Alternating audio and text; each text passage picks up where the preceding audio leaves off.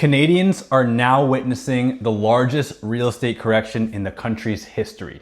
National home prices fell in the first quarter of 2026 and are now down 4.8% compared to the same time last year. After peaking in 2022, prices are down 20.1% in nominal terms, bringing values back to roughly where they were in early 2021.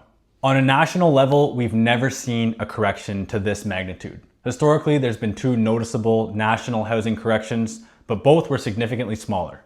In the late 1980s and early 1990s, prices peaked in 1989 and fell 9.4% by 1990. Similarly, in the financial crisis, in 2008, prices peaked and fell 8.8% by 2009.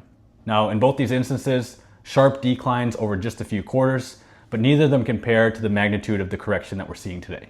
And that's just in nominal terms. When you adjust for inflation, the numbers become even more striking. Real or inflation-adjusted home prices are down 1.3% over the first quarter of 2026 and are 6.8% lower than 1 year ago. Since the market peaked in early 2022, inflation-adjusted prices have declined 29.3%. That means real prices have fallen back to levels we haven't seen since the first quarter of 2016, 10 years ago. At an almost 30% inflation-adjusted decline, here's how today's correction compares to corrections in the past.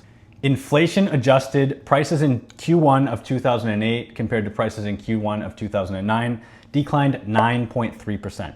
From Q1 1989 to Q3 1998, prices were down 21.1% over 9.5 years. From Q1 1981 to Q3 1984, prices declined 21.5%. So this isn't just another housing correction, it's the largest housing decline, inflation adjusted, on record. What makes this cycle different is that previous downturns were eventually fixed by easier credit. Interest rates had room to fall, borrowing became easier, and buyers could qualify for higher mortgage amounts as prices recovered. That playbook is much harder to repeat today. We're no longer coming from 20% interest rates.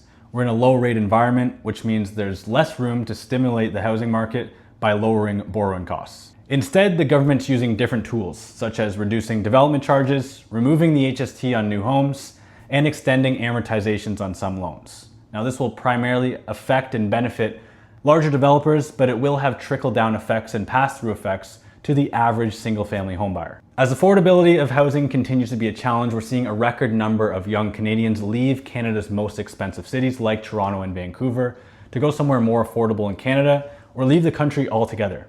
Luckily, here in the Bay of Quinte, we're in a much different position. Although we're only 2 hours away from the GTA, housing here continues to be considerably more affordable. And with the combination between relatively low interest rates and the price declines we've seen, home ownership is still an attainable, affordable goal for many. Although Canada is going through its largest inflation-adjusted national housing correction, there's opportunities and always will be opportunities in every market for buyers and sellers. It just depends on your specific situation. Thanks for watching and see you in the next one.